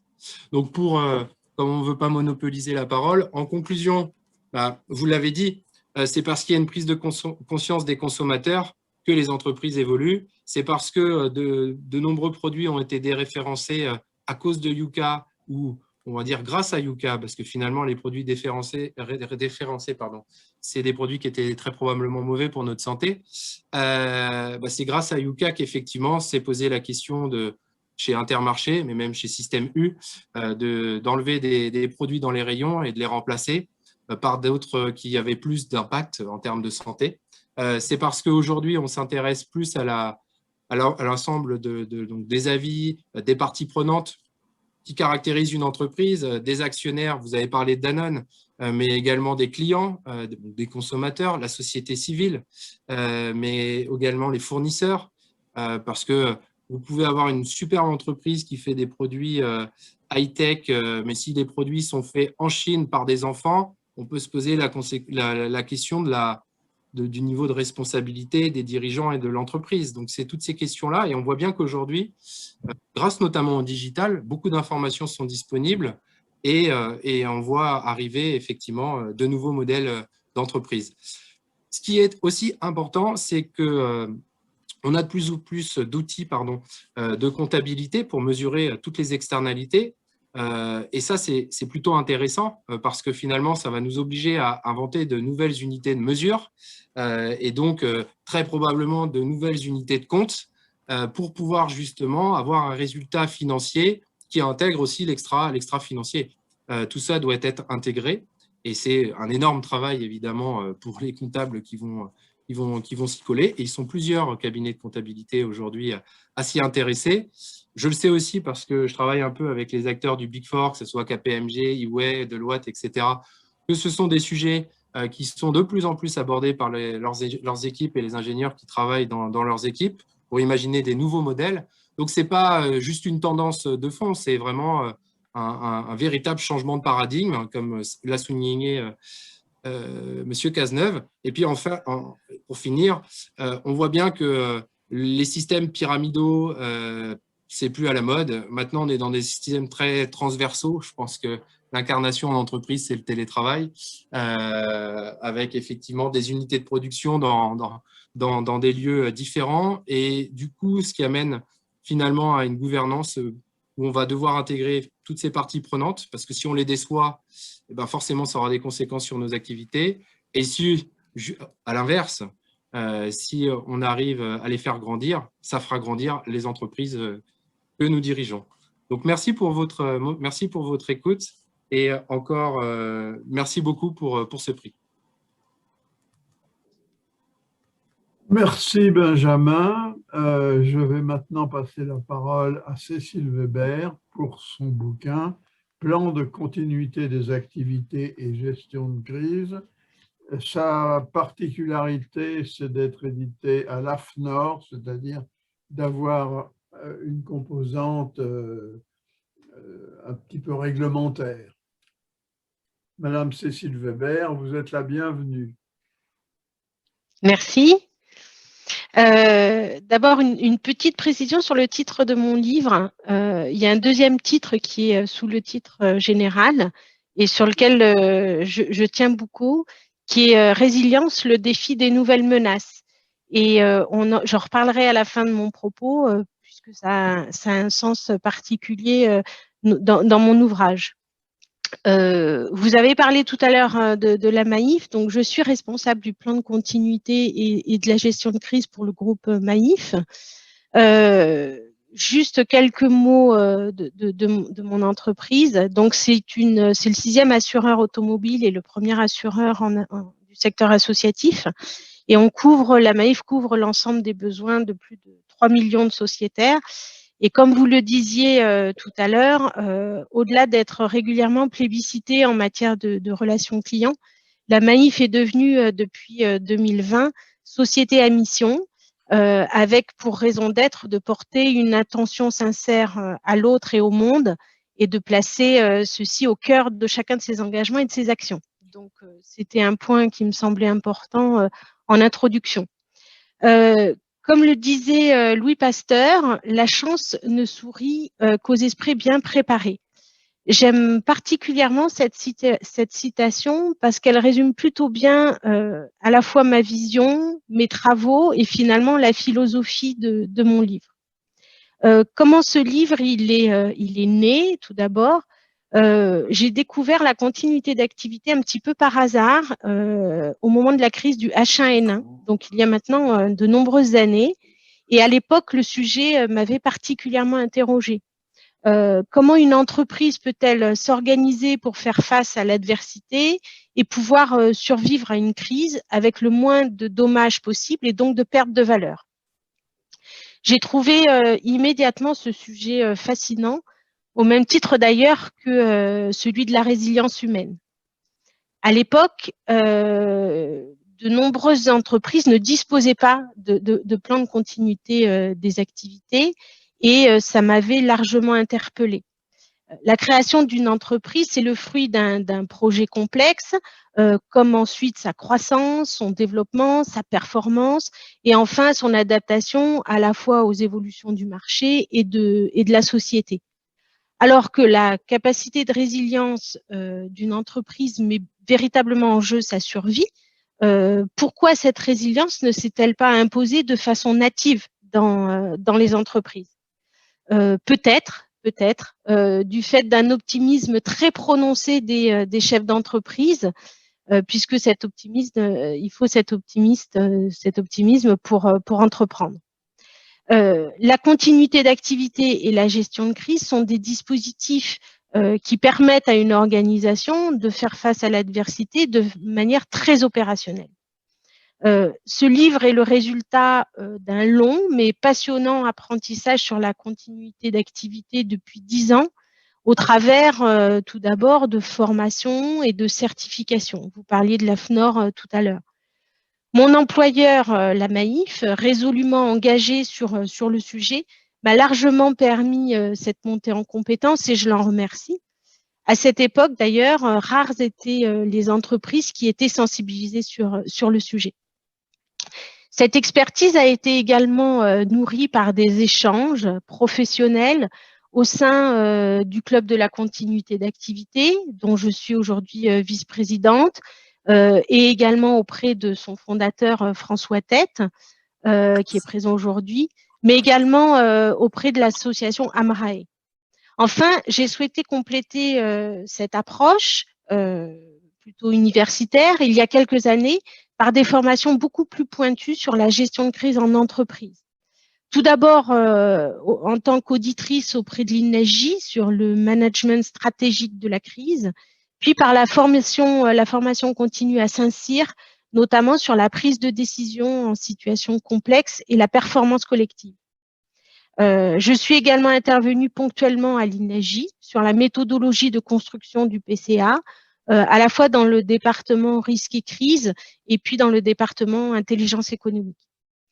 Alors, après la publication d'une dizaine d'articles méthodologiques sur le PCA et avec véritablement le goût de transmettre une pratique avant tout opérationnelle, en 2019, je me suis lancée dans l'aventure de rédiger ce livre.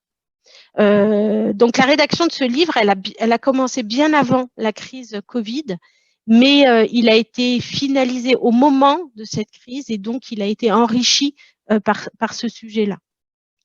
À qui se destine ce livre? D'abord à des personnes qui découvrent la continuité d'activité et la gestion de crise, mais aussi à des personnes qui, peut-être plus aguerries, recherchent des conseils et outils pratiques et surtout s'interrogent sur l'avenir de ces dispositifs face aux nouvelles menaces. L'objectif de ce livre est double. Le premier objectif, c'est un livre-outil pour expliquer de façon simple et très pragmatique. Il s'agit d'exposer l'intérêt pour une entreprise de disposer d'un PCA, expliciter sa construction pas à pas, les éventuels écueils, la mise en place de son cycle de vie. Et une partie spécifique est accordée au plan de gestion de crise, à la fois pour préciser ses fondamentaux, ses liens avec le PCA, mais également pour aborder la chronologie très pratique de la gestion de crise dans ce moment d'exception en entreprise.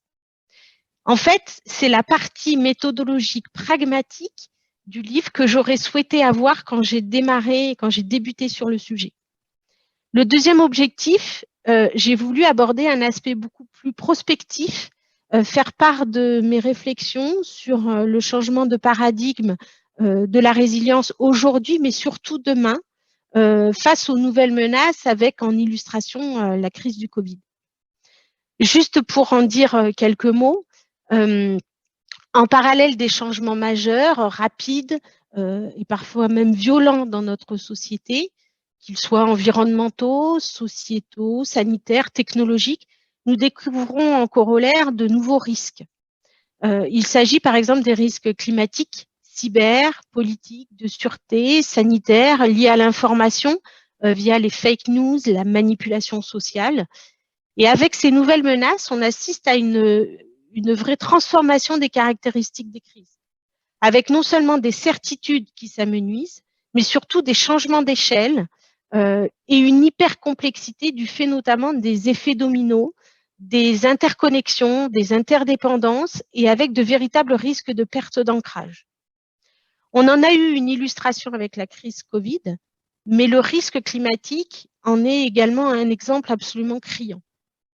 Jusqu'à présent, les entreprises, elles faisaient face à des risques relativement bien identifiés, avec des dispositifs PCA qui étaient plutôt adaptés. Aujourd'hui, les nouvelles menaces nous projettent dans des situations de véritables risques de rupture. Nos modèles de référence et de résilience sont donc bouleversés, ils ne sont plus adaptés et doivent donc largement évoluer. Dans cet ouvrage, je présente deux leviers qui me semblent être très prometteurs et qu'il convient par contre de construire collectivement dès aujourd'hui.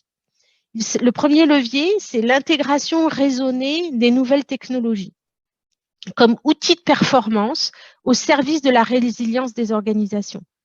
Ces opportunités technologiques devraient nous permettre des capacités phénoménales de modélisation, d'anticipation et nous aider pour une compréhension beaucoup plus holistique des problématiques de crise qui sont aujourd'hui de plus en plus complexes.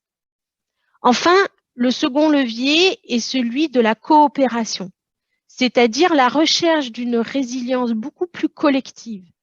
Je suis personnellement convaincue que désormais, face à ces nouvelles menaces, la résilience d'une organisation doit se compléter d'une approche résolument plus collective, composée de coopération globale, de solidarité nouvelle sur un territoire. Cela implique tout d'abord une plus grande coopération publique-privée sur ce territoire. Les entreprises se nourrissent de leur environnement, mais elles contribuent également de façon incontestable à une cohésion sociale en cas de crise sur ce territoire. Face à l'ampleur des nouvelles menaces, il ne semble plus possible qu'une collectivité appréhende sa résilience sans y associer étroitement les acteurs économiques présents sur son territoire. Enfin, une coopération collective entre entreprises sur ce territoire, quel que soit leur secteur économique, c'est-à-dire s'ouvrir à de nouveaux ponts d'efficacité, voire des solutions de solidarité pour être plus résilients ensemble, tout en gardant une indépendance évidente. Enfin, pour clore ce livre, un dernier point, mais qui est absolument essentiel pour moi. Face à ces nouvelles menaces, il est indispensable de ne pas céder aux peurs en condamnant l'avenir à la faveur de certains courants, parfois même millénaristes, qui suscitent une forme de désespérance avec comme seule solution des solutions de recroquevillement en quelque sorte. Au contraire, face à des enjeux radicaux, comme peuvent l'être le risque climatique, la sensation ne doit pas primer sur la réflexion. Et je suis convaincue qu'il faut garder une confiance raisonnée, mais une confiance quand même, dans les immenses ressources de résilience collective. Voilà, je remercie chaleureusement toutes les personnes, amis, familles, collègues qui se reconnaîtront et qui m'ont largement soutenue pendant ce merveilleux projet d'écriture. Et puis, je remercie très sincèrement l'Académie des sciences commerciales, tout d'abord pour l'intérêt porté à mon livre, et puis pour cette distinction qui me touche tout particulièrement. Merci, Madame Cécile Weber. On prend un peu de... je crois qu'on a pris pas mal de retard. Je n'ai aucun moyen de faire presser les gens qui parlent, et en plus de ça, ce qui est si passionnant, que je n'aurais pas envie de les faire presser. Le dernier, maltraité parce qu'il est le dernier maltraité, c'est le prix lui-même obtenu par Michael Mango pour un titre qui s'appelle « L'Empire du sens ». Alors j'imagine qu'il y a un jeu de mots à partir de ce film japonais qu'on a tous vu et dont on a des souvenirs, qui s'appelait L'Empire des sens. Michael Mango sort de l'ESSEC, enseigne à l'ESSEC. Il est assez axé sur une forme d'économie qu'on appelle l'économie du bonheur. Il a eu le prix Turgot pour un bouquin qui s'appelait « Psychologie de l'investissement et des marchés financiers ». Il a en général pas mal écrit, et je vais lui passer la parole parce qu'il est assez contraint par le temps. Michael, à vous maintenant. Bonsoir à tous. Merci à l'Académie de m'accueillir et aussi évidemment pour l'octroi de ce prix qui me touche. Oui, vous les avez bien compris, c'est effectivement un jeu de mots et j'espère que le livre laissera autant de traces sur les gens qui le liront que le film a laissé des traces sur ceux qui l'ont vu, mais pour d'autres raisons. J'espère. Donc c'est un livre qui traite de l'omniprésence de la question du sens dans nos vies individuelles et aussi dans notre organisation collective. C'est un livre qui a été écrit un peu avant la crise Covid, qui a été terminé avant la crise Covid, mais qui devait sortir pendant le confinement, donc évidemment, il était repoussé un peu. Je ne crois pas que la crise invalide la thèse du livre, et je pense plutôt, comme Hugues Cazenave, que nous assistons à une accélération et aussi une accélération de cette quête de sens, mais qui est déjà là depuis un certain temps et qui trouve même ses racines dans une évolution que l'on peut déjà faire commencer aux Lumières, donc ce n'est pas une problématique jeune, mais qui a accéléré avant même la crise Covid avec la crise écologique. Et on arrive aujourd'hui à quelque chose qui choque un économiste du bonheur comme moi, c'est-à-dire que dans les pays riches, comme la France, vous avez beaucoup moins de personnes qui trouvent un sens à leur vie que dans des pays beaucoup plus pauvres. Et la France, là-dessus, fait figure d'exception, ou en tout cas d'extrême, parce qu'en France, vous avez plus d'un tiers des gens qui ne trouvent pas de sens à leur vie. Donc c'est quelque chose qui m'a interpellé. J'étais tombé sur une recherche vraiment passionnante là-dessus de chercheurs américains et japonais. Et j'ai voulu en savoir plus, j'ai voulu comprendre le phénomène et voir si l'économie pouvait participer à résoudre cette crise de sens. ou si au contraire, elle amplifiait cette crise de sens par les comportements générés par les pratiques. Donc, dans le livre, je ne fais pas l'économie d'une définition de ce qu'est le sens, parce qu'en français, c'est un terme très polysémique, c'est un terme à tiroir presque, donc il faut déjà évacuer cette question du sens. Et puis, très vite, je déroule ce que disent les psychologues du sens, parce que le livre a un axe très psychologique, pas du tout sociologique, pas philosophique, je ne suis pas philosophe. Par contre, de par mon expérience et mes qualifications, je m'intéresse toujours au croisement entre l'économique et l'humain. Et les deux s'entremêlent constamment. Et c'est ce que je fais en économie du bonheur quand j'essaye de décrypter quels sont les ressorts économiques du sentiment de bonheur. Et c'est ce que j'ai fait dans ce livre à propos du sentiment de sens. Et parce que voilà, dans le livre, le sens est pris comme un sentiment. C'est le sentiment de sens dans la vie, le sentiment que notre vie a un sens. Pas le sentiment que, en général, la vie a un sens. Ça, c'est une question plus philosophique que je laisse aux philosophes. Donc, il est très clair qu'il y a un problème de sentiment de sens dans la vie, qu'aujourd'hui, les gens recherchent du sens, parce que c'est très, très dur de vivre sans le sens en le cherchant. On peut très bien vivre sans le sens, mais sans le chercher. Ça, c'est ce que j'ai découvert dans les études psychologiques sur le sens. Mais ce qui est clair, c'est que beaucoup de gens, en ce moment, cherchent du sens et le cherchent de plein de manières différentes. Que ce soit au travail, que ce soit dans leur consommation, dans l'épargne. Donc, Hugues Cazenave avait parlé du véganisme, par exemple. Dans le travail, on peut évidemment penser à toutes ces reconversions radicales que font les gens vers 40, 45 ans. Ils étaient banquiers, ils deviennent agriculteurs, ou ils étaient juristes, ils deviennent fleuristes. Dans la consommation, il y a des choses. Dans l'épargne, il y a évidemment l'investissement socialement responsable. Donc, les gens essayent d'exprimer leurs valeurs dans leur épargne et ne voient plus leur épargne juste comme un levier pour faire croître leur patrimoine. Et puis, dans les comportements de consommation, il y a évidemment cette mode du véganisme, du bio, du commerce équitable, etc., qui est déjà ancrée. Mais il y a des choses qui sont encore plus surprenantes, je trouve.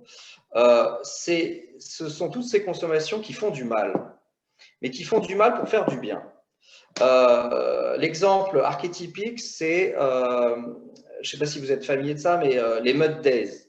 Les Mud Days sont des parcours du combattant dans la boue, mud, la boue, avec à la clé des petits. Donc, c'est un parcours du combattant, vous devez escalader des obstacles, vous devez passer sous des fils barbelés. Parfois, ces fils barbelés sont électrifiés, mais. Alors, on est très très loin de la recherche du plaisir dans la consommation. Non, là, on recherche autre chose, on recherche la douleur dans la consommation parce que la douleur permet une sorte de renaissance, permet d'ancrer une nouvelle phase dans sa vie. Il y a un avant et un après ce jour-là. Pareil pour le marathon, par exemple, c'est 4 heures de souffrance, le marathon. Mais il y a un avant et un après. Avant, j'étais celui qui rêvait de faire un marathon. Après, je suis celui qui a fait un marathon. Je ne suis plus la même personne. Donc, mon point est que dans la consommation, maintenant, on recherche autre chose que le seul confort ou le seul plaisir ou le seul côté utilitaire. Je nettoie ma maison un peu plus facilement. Non, là, il y a plus que ça. On essaye de trouver un regain de vie et un regain de sens à sa vie par différents leviers. Et donc ça, c'est quelque chose qui me paraît assez remarquable. Ça affecte tout, évidemment. Ça affecte l'offre des entreprises, ça affecte les pratiques des entreprises, l'organisation du travail des entreprises. Et puis, ce qui me paraît, ce qui m'a frappé aussi en étudiant cette recherche de sens au travail, par exemple, c'est que finalement, le sens, excusez-moi, n'est pas complètement final. Ce n'est pas qu'une question de pourquoi. Alors ça, c'est en tant que béotien, c'était ce que je pensais au début, que quand on se pose la question du sens, on se pose la question du pourquoi. Eh bien, pas du tout. La plupart des gens qui trouvent du sens à leur travail le font par d'autres canaux qui relèvent beaucoup plus du comment que du pourquoi. C'est je trouve du sens dans mon travail si mon travail me permet de m'exprimer, d'exprimer mes valeurs, d'exprimer ma personnalité, d'exprimer mes compétences aussi. Je trouve du sens dans mon travail si mon travail me permet de me développer comme individu, de croître, de grandir. Mon travail donne un sens à ma vie si aussi il me permet de m'unifier avec les autres, de communier avec les autres. Là, on est dans le comment. Juste, je me lie et ça fait sens. Et un dernier levier du sens dans l'entreprise, c'est là oui, c'est le pourquoi, c'est mon travail me donne du sens parce que mon travail me permet de m'associer à une cause qui est plus grande que moi. Et là, je retrouve ce que j'attendais personnellement dans le sens, mais qui n'est pas le levier principal chez les gens. Donc, c'est un travail vraiment qui s'appuie beaucoup sur des données scientifiques, académiques, sur ce qui donne du sens à la vie, à partir des travaux des psychologues, et puis qui évalue les nouvelles pratiques à l'aune de ce que l'on sait aujourd'hui de la psychologie du sens. Et puis, dans la conclusion, mais je ne veux pas faire de spoiler, dans la conclusion, je boucle la boucle. Je crois montrer que finalement, ce qui a causé la crise de sens, on est en train de le résoudre. Mais je ne peux pas trop vous en dire, mais ce qui accentue la crise de sens aujourd'hui est aussi ce qui est en train de résoudre la crise de sens. Mais ça, je vous laisse le découvrir dans l'ouvrage si la thématique vous intéresse. Après, le sens n'est pas, encore, je terminerai là-dessus,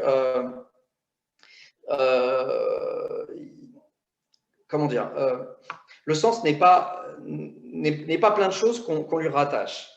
Par exemple, le sens de l'entreprise et la responsabilité de l'entreprise, ce n'est pas la même chose, et le sens de l'entreprise et l'impact de l'entreprise, ce n'est pas la même chose. Le sens, en tout cas tel qu'il est vécu par les gens, est quelque chose de très subjectif. C'est pour ça que je me sentais légitime de traiter ce sujet, parce que je venais du bonheur, en fait. Et comme le bonheur, le sens est un sentiment très agréable, c'est sûr, mais ce n'est qu'un sentiment. C'est une perception personnelle d'une situation. Comme le bonheur, en tout cas une partie du bonheur, est une perception personnelle, une évaluation personnelle de la qualité de sa vie. Très subjective. Pour la même vie, une personne se donnera une très bonne note et une autre une très mauvaise note. C'est un peu pareil pour le sens. Ça reste subjectif et ça peut tomber dans le piège du subjectivisme. Si on veut vraiment se poser les questions avec un angle objectiviste, là, on dérive sur d'autres notions et je pense que la fin de l'histoire est plutôt celle-là. Ce n'est pas le sens, c'est plutôt l'impact et que le sens, c'est le concept du moment pour moi, mais on dérivera petit à petit vers quelque chose de plus objectif parce qu'on verra les limites du sens. Et la première limite du sens, c'est cette subjectivité qui lui est constamment associée. Voilà, s'il y a des questions, si on a encore du temps pour des questions, je serai prêt à y répondre. Et encore une fois, merci à l'Académie pour cette récompense tout à fait bienvenue. Merci beaucoup. Nous allons maintenant ouvrir le droit aux questions dans la mesure où on arrive à les manipuler dans ce système un petit peu contraint. Comment ça se passe? Yves est aux manœuvres. Oui. Tout à fait. Il suffit tout simplement d'ouvrir votre micro lorsque vous souhaitez prendre la parole. Tout simplement, vous levez la main si vous le souhaitez. Je peux vous faciliter l'ouverture de vos micros. On ouvre son micro si on veut poser une question. Allez-y. Sur les 4 papiers. Les gens sont sous le charme encore des exposés brillants. François Chouinel, bonsoir. J'ai 2 questions, mais elles s'adressent un petit peu également à M. Cazenave. C'est en fait, est-ce que l'importance accordée à la précaution est un phénomène purement français et est-ce que dans d'autres pays, on voit davantage dans une crise les opportunités que les risques qu'elle représente? Et deuxième question, très rapidement, c'est est-ce qu'on vit un petit peu la mort de l'importance du produit et je dirais l'importance majeure de la communication institutionnelle ou de la dimension de l'entreprise? Il est peut-être plus là. Hugues, tu es toujours là? Oui, je suis là. Bien, oui, alors je réponds à la première question d'abord. En fait, du point de vue des opinions mondiales, il y a tout de même une certaine globalité de l'adhésion au principe de précaution. Et alors, il peut y avoir des petites différences par pays, mais c'est vrai que c'est un phénomène qui est très mondial, qui est très global. Alors là, je parle plutôt des économies avancées, hein, mais dans les pays occidentaux, cette adhésion au principe de précaution est très forte. Ce qui va caractériser la France, c'est pas tant du côté de l'opinion que comme toujours, du poids de l'État, donc l'État qui prend en charge, qui assume et qui renforce peut-être ce principe de précaution. Bon, l'inscription dans la Constitution, c'est quand même le degré ultime du principe de précaution, et ça, c'est quand même très français. Mais là, on parle moins de l'opinion que je dirais de la gouvernance du pays. Pardon, j'ai pas bien saisi la deuxième question. Oui, l'autre question, c'était en fait par rapport à ce qu'a été un petit peu le début du marketing, c'est-à-dire la valorisation du produit par rapport aux attentes des consommateurs. Est-ce qu'on n'est pas en train de vivre, je dirais, la prééminence de la dimension institutionnelle, évidemment avec la part d'institution que le produit représente, mais avec toutes les autres dimensions de la dimension institutionnelle? Oui, alors ça, c'est une question presque philosophique. Ça dépend ce que vous mettez dans le produit, en fait. Si dans le produit, il y a la responsabilité, si dans le produit, il y a le travail sous-payé, le travail des enfants, si dans le produit, il y a des atteintes à l'environnement, dans les modes de production de ce produit, est-ce que vous considérez que c'est le produit qui les véhicule ou est-ce que c'est l'entreprise, le corporate? Bon, à vrai dire, moi, je n'en sais rien. Mais c'est vrai que ce qui est frappant, c'est de voir que dans le mix, hein, on parlait de mix il y a quelques années ou quelques décennies, j'ai vraiment l'impression que quand on prend l'exemple de Yuka, Yuka, ça veut dire que dans le mix, il y a les composantes du produit, mais on pourrait imaginer que dans les applis, et merci pour le partage des applis responsabilité des entreprises, ces notions de responsabilité à différents niveaux et ces différentes composantes, elles sont dans le mix produit maintenant, j'ai l'impression. Enfin, en tout cas, on peut faire l'hypothèse qu'elles le seront de plus en plus. Je ne sais pas si je réponds bien à votre question, qui est complexe et philosophique peut-être pour moi. Oui. Bon. Si vous voulez, je vais, avant moi de vous quitter, prendre la parole sous l'autorité du président et de Yves Soulabaille. Mais tu es tout à fait le bienvenu. Très bien. Simplement, donc, pour bien sûr féliciter chacune et chacun des lauréats et qui nous ont fait passer un excellent moment extrêmement riche, mais aussi m'adresser à Michael Mango, qui, je ne crois pas, nous est toujours présent. Je suis là, Jean-Louis. Tu es là. Bon, c'est très bien. À la fois, lui aussi, pour le féliciter, mais pour lui poser une question justement sur cette recherche de sens. Dans tes études, est-ce que tu as noté une différence dans le comment, puisque c'est comme ça que tu le présentes, entre les générations ou les catégories sociales, etc. Ou est-ce que c'est globalement à peu près les mêmes lignes à travers entre les vieux comme toi et les jeunes comme moi, par exemple? Ouais. En fait, alors ça, c'est une question que j'aime regarder parce qu'il y a beaucoup de poncifs sur les jeunes générations. Et quand on se pose la question de l'importance de certaines valeurs pour une génération, on doit toujours faire attention à plusieurs choses. De ne pas confondre un effet de génération avec un effet d'âge et avec un effet de période. Donc, il faut avoir des données de très grande qualité pour pouvoir dire avec certitude qu'il s'agit d'un effet de génération ou d'un effet d'âge. Et les rares études qui font ce travail, qui ont accès à des données de panel, qui suivent des gens dans le temps, etc., qui arrivent à discriminer les différents effets, concluent que ce qui a changé, ce n'est pas que les nouvelles générations sont des aliens par rapport aux anciennes. Donc, il n'y a pas du tout d'effet de génération. C'est un effet d'âge très fort. Les préoccupations de sens, ce qu'on appelle les aspirations post-matérialistes sont plus fortes quand on est jeune. Ça, c'est vrai. Et il y a une dérive de l'époque qui touche toutes les classes d'âge en même temps. Donc, c'est l'époque qui change. Et quand on compare ce que veulent les jeunes avec les plus âgés, on a tort de conclure que c'est un effet de génération, c'est que les millennials sont différents des baby boomers. C'est juste que les millennials sont jeunes en ce moment et les baby boomers ne sont plus jeunes. Donc, quand on questionne quelqu'un qui a 20 et plus et quelqu'un qui a 60 et plus. Mais si on comparait le millénial avec le baby boomer il y a 40 ans, on aurait des réponses assez similaires.